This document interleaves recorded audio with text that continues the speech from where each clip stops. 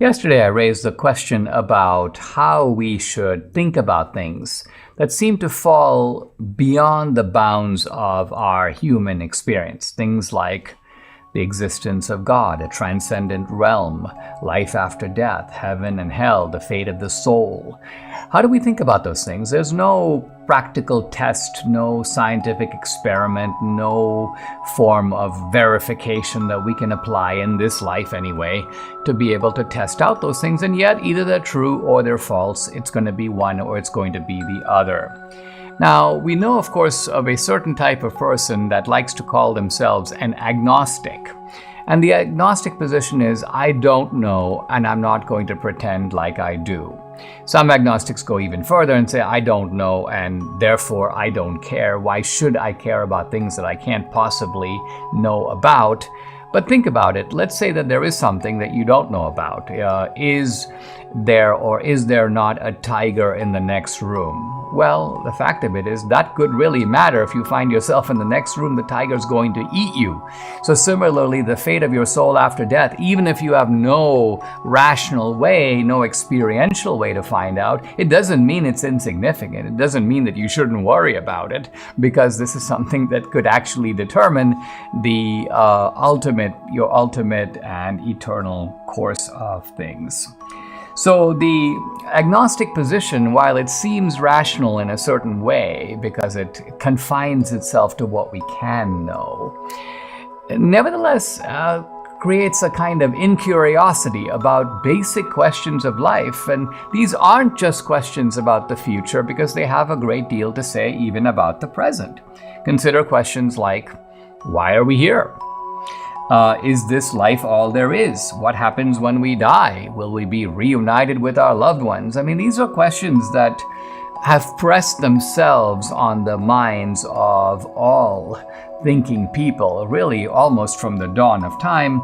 And yet we have certain people today who willfully refuse to even think about those kinds of questions, or they demand evidence of a kind that is simply not available in this sort of a domain. It's like, wait, I demand to see someone who has already been to the afterlife come back and tell me what it's really like. Well, how likely is that to happen? You've got to think about the subject without that kind of foolish expectation. I think the problem that the agnostics have is that they don't recognize, or they don't seem to recognize, the clear limits of reason. Empirical evidence is unavailable on these issues because our senses cannot go beyond experience. Now, when reason has reached its limit, there are really two possibilities. One possibility is that you just stop right there and you say nothing and you refuse to go on. And the other option is that you do go on, but you do go on using, let's call it, different resources or different tools. It's kind of like you're taking a hike, your hiking boots have worn out, so you basically go, well, that's the end of my hike. I don't have any more hiking boots. The hiking boots here reflecting reason.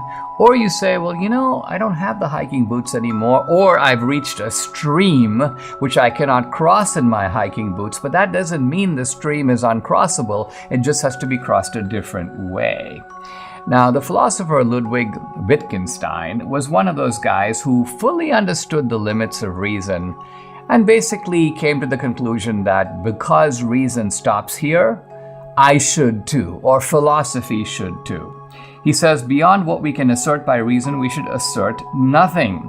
He goes, we don't get to the bottom of things. This is Wittgenstein kind of talking to the rationalists in modern philosophy and saying, we're not going to get the ultimate answers.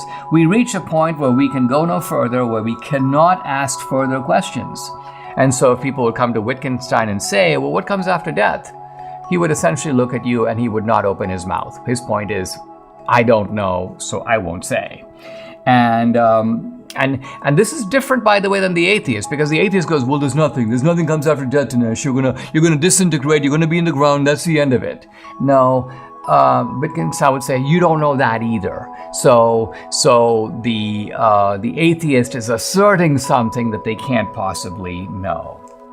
Now, The agnostic who says, I don't know, I'm not sure, I can't say, is kind of superior to the atheist because the agnostic at least has a grasp on what it is that you don't know. The atheist is pretending that you know things. There's no heaven, there's no hell, there's no afterlife, there's no God. The atheist doesn't know any of this. These are, in fact, assertions of a certain kind of faith.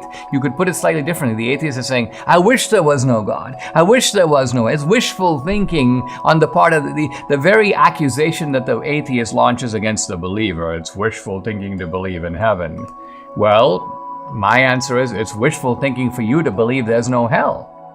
It's wishful thinking to believe that there's a God. It's wishful thinking for you to believe that there's no God and there will be no accountability for anything that you do in this life that is not, in a sense, where you don't have a reckoning here and now.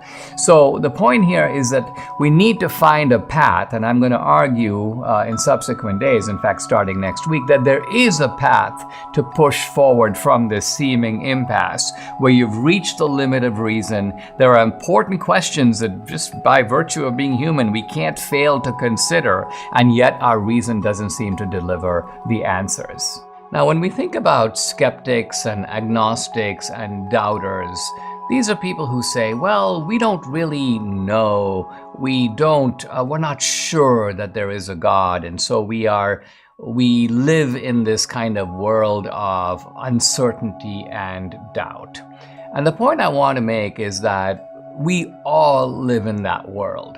In other words, uncertainty, doubt, having questions, not being able to tell on the basis of reason alone what will undoubtedly happen. No one lives in that world. No one has that kind of certainty. We can get that kind of certainty by faith, but we can't get it by reason. This is the point I've been trying to make. So doubt is not an improper habit of mind for the religious believer, no less than for the skeptic. There's a story in the Gospel of Mark 9:17-24. This man comes up to Christ. He wants to be cured of an evil spirit. And Jesus says, hey, if you believe, all things are possible. And the man says this, Lord, I believe, help thou my unbelief. So the man is sort of saying, I believe, and yet there's a part of me that doesn't believe. I do doubt, so help me with those doubts. And again, my point is, this is normal for Christians to have these doubts. We see from the book of Job, for example, that the doubts are not inappropriate. In fact, God honors the doubts and, in fact, shows up ultimately before Job to address them. So the skeptical habit of mind is natural to Christianity, just as it is to unbelief. There's a kind of common element between the believer and the unbeliever. Neither of them can be absolutely sure. So religious faith is not in opposition to reason. The point of faith is to discover truths that are really important but are unavailable to us through reason or even through purely natural means. Here's a statement from the philosopher Wittgenstein in his Tractatus. He says, quote, even if all possible scientific questions are answered, the problems of life have still not been touched at all. So the point is that the game of science is conducted on a sort of field. And the most important questions of life, which are, why am I here? What should I love? Who should I, or what should I live for? These questions are outside that field. They're not on the table. So faith is an attempt to reach beyond the empirical realm and illuminate those questions. And when Kant and Wittgenstein say that we can't know the answers to those questions, what they mean is that you can't know them through reason alone. But perhaps there is another way. Now,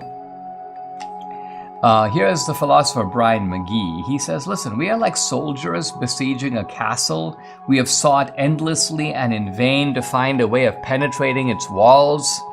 And our only hope, whether we realize it or not, lies in a different mode of entry, a tunnel that will bring us up inside the fortress without penetrating the walls at all. So this is an excellent description of how faith seeks a route, a passageway that has been closed to reason. The goal is the same, to find the truth. But faith journeys on when reason has given up. And reason has given up because there's no further place to go. Now, the agnostic may be someone who says that when reason has given up, I give up. I quit.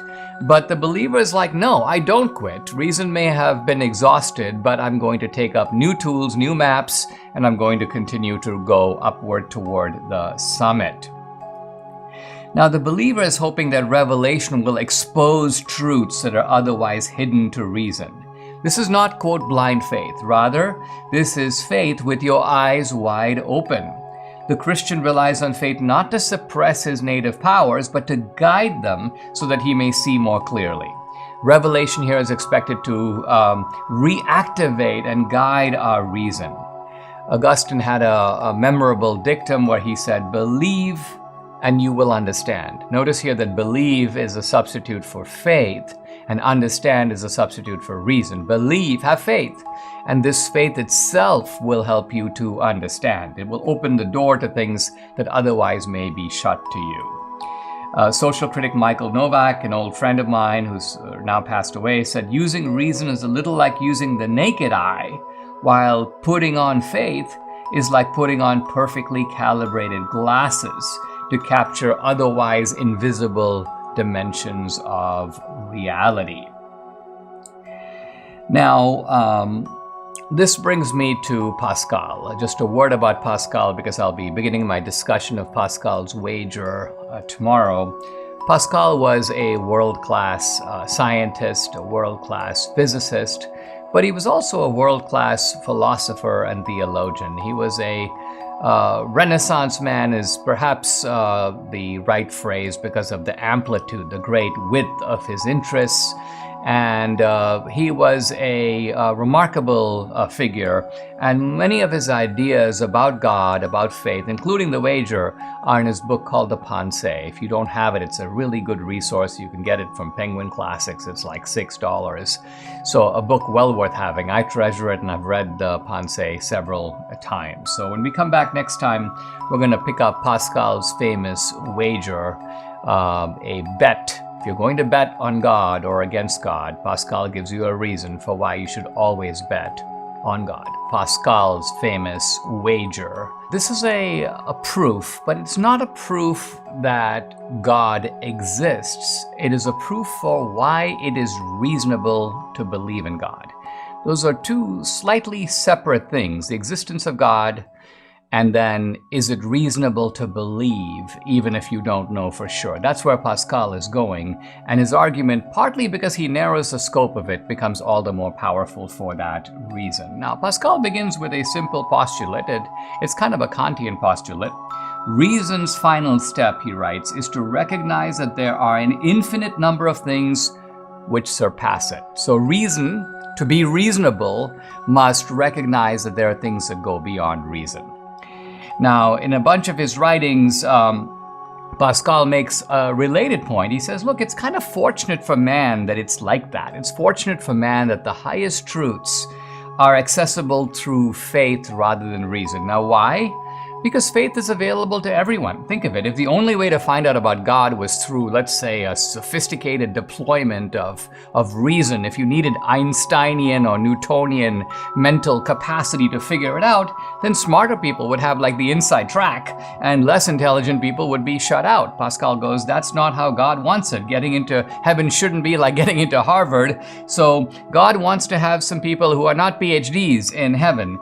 He has made room for fishermen and other humble folk. So think of it this way. Reason is aristocratic, but faith is democratic. Now, why is it reasonable to have faith in the presence of doubt? This is the focus of Pascal's wager. Now, Pascal didn't really invent the wager. In fact, it's emerged in recent decades that the wager was actually offered in a different form, but nevertheless the same type of argument by a medieval Muslim theologian named Al-Ghazali, Abu Hamid al-Ghazali.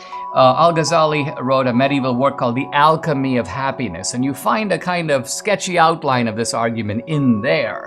Now, Pascal may or may not have got it from there, but he reformulates it, and the wager is now associated, I think correctly, with Pascal. He gave it its current classic expression. And in doing so, he puts a kind of choice before all people who consider themselves agnostics or skeptics even even atheists. So Pascal says that in certain things in life, we have to gamble. In other words, we don't know the outcome for sure. It's heads or tails, but we have to toss the coin. We don't have a choice. So let's take an example. You're offered a new job. You're in an existing job, but you're not sure. You kind of are offered a paycheck or maybe a offer of a bonus, but you don't have any way of knowing how that new job will turn out. Will it be better than the old job? You hope so, you think so, but you don't know so, and yet you have to make a decision. Do you take the new job or do you stay with the old job? Let's say you're in love with a woman. You've been dating her for a while. You think to yourself, what would life be like over the next 50 years with this woman? Answer, I don't really know. Who can really know? It's not just whether or not you have chemistry. It has to do. Someone could get cancer. This could be the future outcome of your life is uncertain, and yet you've got to make a decision. You can't just say, well, since I don't have all the data, Dinesh, I'm gonna remain agnostic on the question. I'm gonna let it all play out. Well, it's never gonna play out. You're never gonna know for sure. And if you wait too long, she's gonna marry someone else, or you will both be dead. So the point being, in life, we have to move forward, making choices whose outcome can only be known looking backward. Afterward, you go, wow, I really made a good marriage. Wow, that was the right movie to make. That was the right job to take, and so on. So Pascal goes, life is like that. And so we have to make decisions even when you don't know everything in advance. No amount of rational investigation, laboratory experiments can produce definitive answers as to, because what comes after death is unknown. You will only know later. So there is a fact of the matter, but we don't know the fact of the matter in advance. So Pascal says we got to examine our options and we've got to wager. And here's the key point. In wagering, we have to consider with both choices the risk of being wrong. So this is kind of a cost-benefit analysis. In terms of a job, sort of think of it this way. If you take the new job, and let's say you just can't do it, you don't like it, you don't know how to figure it out, you're going to get fired. That's the downside. The downside is that you could, in fact, end up with no job. The job you're doing now, at least you know how to do. So you've got the security that you figured it out. And so that's the downside of taking the new job. On the other hand, if you stay in your old job, things could get ossified. Maybe there'll be layoffs. Maybe your company isn't doing all that well. So there is a downside even in staying where you are. And that's Pascal's point. When we look at God and the afterlife, we've always got to ask, what is the benefit that I stand to gain? And also, what is the cost that I stand to lose if I make the wrong decision? Continuing my discussion of the philosopher and scientist Blaise Pascal, also a mathematician, and his famous proof, not for the existence of God so much as for why it is rational to believe in God. And in fact, why no rational person should not believe in God. Kind of a remarkable claim by Pascal. Now, this is how he goes about it. He says that there really are two options. God exists or God doesn't exist.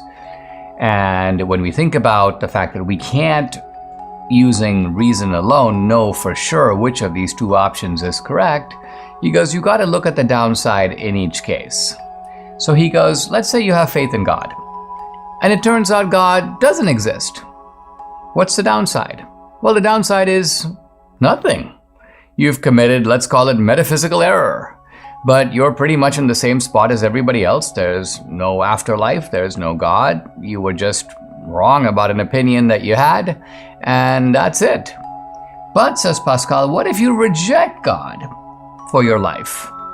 And it turns out that God does exist. Then what? Then Pascal goes, now you face a terrible risk, which is eternal separation from God.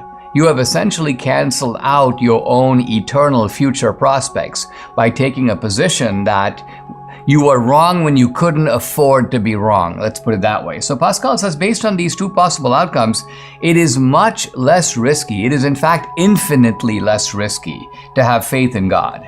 In the face of an uncertain outcome, no rational person would refuse to give up something finite if there's a possibility of gaining an infinite prize. Here's Pascal from the Pensée, quote, let us weigh up the gains and losses involved in calling heads that God exists. If you win everything. If you lose nothing. Do not hesitate then, wager that he does exist. Now, the real power of Pascal's argument, if you think about it, is that it emphasizes the practical necessity of making a choice. This necessity is imposed by what? Well, it's imposed by death. It's imposed by the fact that there comes a day when there are no more tomorrows, and you then have to sort of cast your vote for the proposition or against it. The unavoidability of this decision exposes the kind of foolishness of the so-called agnostic or even apatheist. These are people who go, well, this doesn't really matter. I'm not going to make a decision because I don't really know. Pascal goes, there's no option to abstain here. Basically, when you die, all abstentions are converted into no votes. So an abstention is really a no vote, and at least be aware that that's what it means. And there are also atheists who like to say, I'm a lonely man, I'm standing on the top of the mountain, I'm bravely facing the abyss, I'm a realist.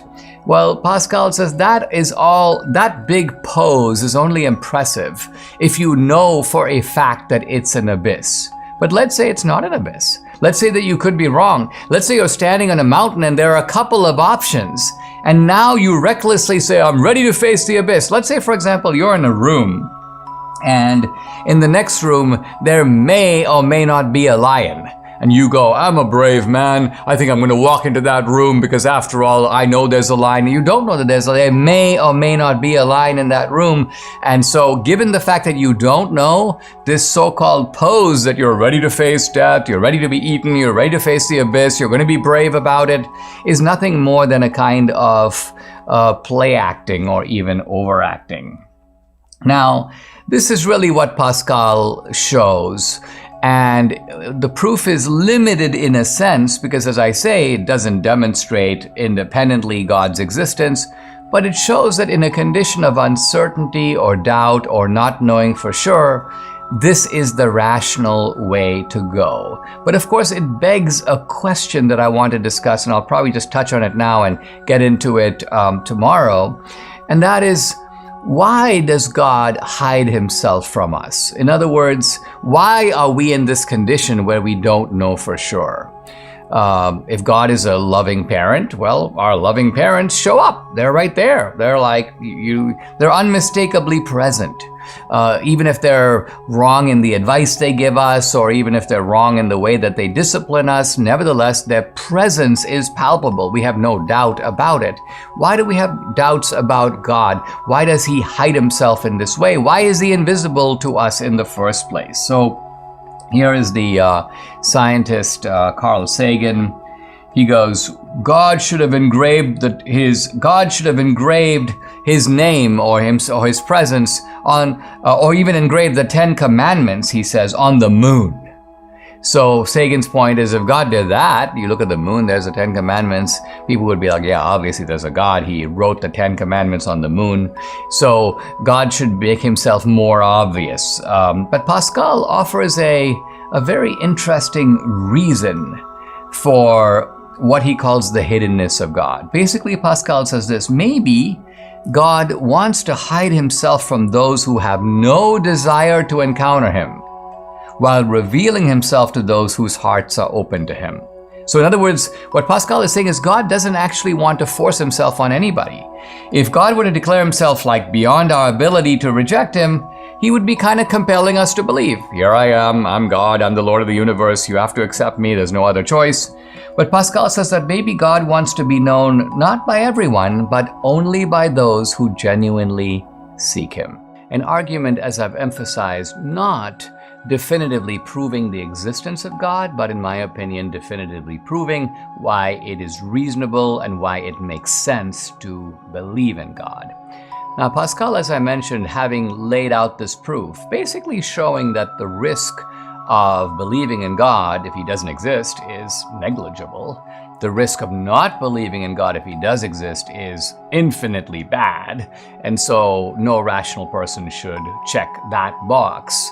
Pascal also goes on to explain the hiddenness of God, arguing that God is hidden at least invisible. Why? Because he wants you to reach out to him. He wants to be available to those who seek him. He's not trying to impose himself, shove himself, force himself on anyone. Now, there's one concluding point that needs to be addressed in this context, and it's raised, interestingly enough, by the biologist Richard Dawkins. He says Pascal's argument is odd, his word, and he says because, quote, believing is not something you can decide to do as a matter of policy. At least it's not something I can decide to do as an act of will, end quote. Now, first of all, notice what Dawkins is conceding here. He's conceding that he doesn't really have a way to answer the argument. And his only answer comes at the very end. He's like, the argument is sound. I should believe. I may even be convinced that I must believe, but I still have to get my will in alignment with that. What if my will sort of resists it? I can't just choose to believe in God's existence because, quote, it makes sense to believe. This is really what Dawkins is getting at, and in some ways, he's making a point that I think Christians would agree with. Why? Because what Pascal is saying is, it makes sense to believe, it's rational to believe, I've removed the objection for believing, but I'm not saying that the choice to believe doesn't, to some degree, rely on grace. Now, grace here is a gift from God. God is sort of giving you the grace to believe. If you have the right disposition, if you're willing to be open to it, God will provide the grace. I also want to argue, and I'll argue this later in the course, in this mini course of mine, that there are powerful psychological reasons to resist believing in God, even when it makes total sense to do it. It's the idea that you have personal motives, self-interested motives, the appeal of sin, that whispering in your ear, hey, even if this seems to make sense to you, do you really want to go there? That's going to make life harder for you. It's going to deprive you of things that you want. So we'll get to all that. Pascal, by the way, recognizes that there are two kinds of reasonable people in the world. Quote, those who serve God with all their heart because they know him, and those who seek him with all their heart because they do not know him. So Pascal is saying, since we don't know, it is reasonable to seek. And since these big questions of life are unanswered, the truly decent person wants to know the answers, doesn't kind of foolishly and casually dismiss these questions. So Pascal says, I recognize that faith is a gift. We can't demand it, but only ask God to give it to us. And he goes, in the meantime, let's just say you don't have faith, and you want to have faith, but you don't, and God has somehow not given you yet this gift. Pascal goes, listen, I want you to do two things. One, I want you to kind of live a moral and decent life. Why? Because even without God, there's no reason that you can't follow God's laws. Even without God, God has still given us a rule book. Let's loosely call it the 10 Commandments. Follow and abide by those, and that alone is going to give you a better life, a more wholesome life. But then, Pascal says, you need to pray the prayer of the skeptic. This is, I think, something I find very interesting. I'm going to give you not Pascal's version of this prayer, but a prayer composed by the philosopher Peter Kreeft. And he says, if you're a genuine skeptic, you should pray this. God, I don't know whether you even exist. I'm a skeptic. I doubt. I think that maybe you're only a myth. But if I'm not certain, at least I'm not certain when I'm honest with myself. So if you do exist, if you really did promise to reward all seekers, you must be hearing me now. And so I hereby declare myself a seeker of the truth, whatever and wherever it is. I want to know the truth and live the truth. If you are the truth, please help me. And Peter Kreeft's point, and I think this is the point that Pascal would echo also, is that the Bible promises that all human beings who seek God in this way with earnest and open hearts, not may, not might, will find him.